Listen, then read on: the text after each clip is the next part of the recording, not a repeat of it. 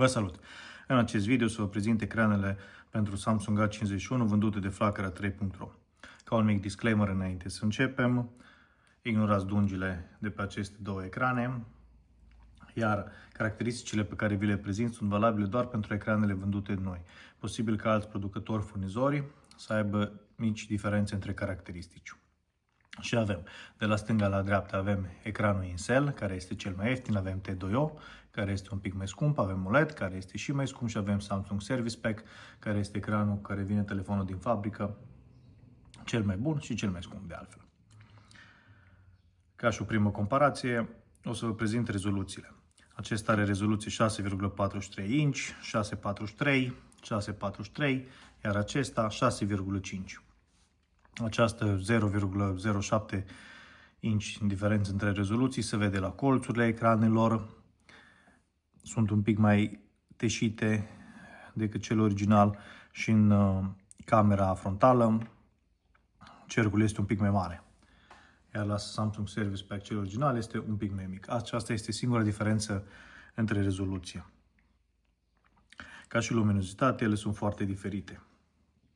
După cum se vede, Incel are cea mai slabă luminozitate, T2O are foarte asemănătoare cu cea originală, iar acest OLED este un pic mai puternic ca originalul, iar acesta este acela original ca și punct de referință. La cel OLED, chiar dacă este mai puternic ca și originalul, este un lucru bun pentru că putem da întotdeauna mai mică luminozitatea. Toate au luminozitate adaptabilă, se modifică în funcție de lumina de afară.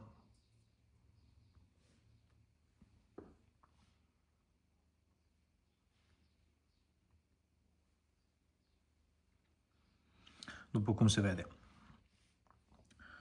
La toate funcționează modul pentru protecție a ochilor.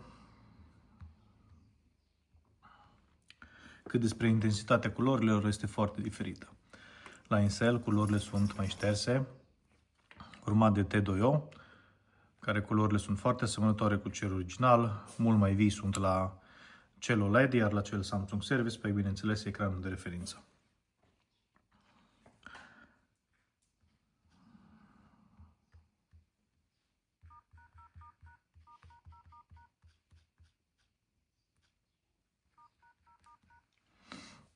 În continuare vreau să vă prezint și culoarea roșie, cum se vede pe toate cele 4 ecrane.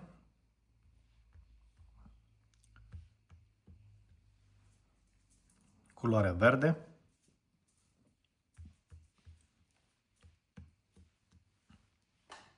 Și culoarea albastră. Din punct de vedere al sensibilității ecranului, a funcționării touch-ului, sunt asemănătoare. Touch-ul merge destul de ușor pe toate, fără nicio diferență considerabilă.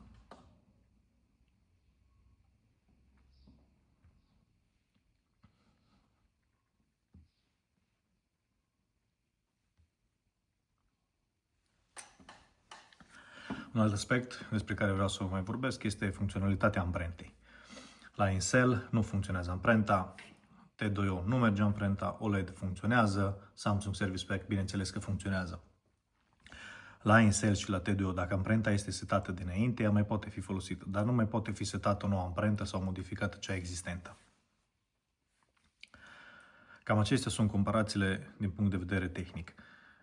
Ca și aspect, Incelul este un pic mai gros, după cum se vede, partea neagră până la rama intermediară este mult mai mare, comparativ cu T2O, care are o grosime la fel ca cel original, OLED-ul la fel, iar aici vedeți grosimea de la Samsung Service Pack.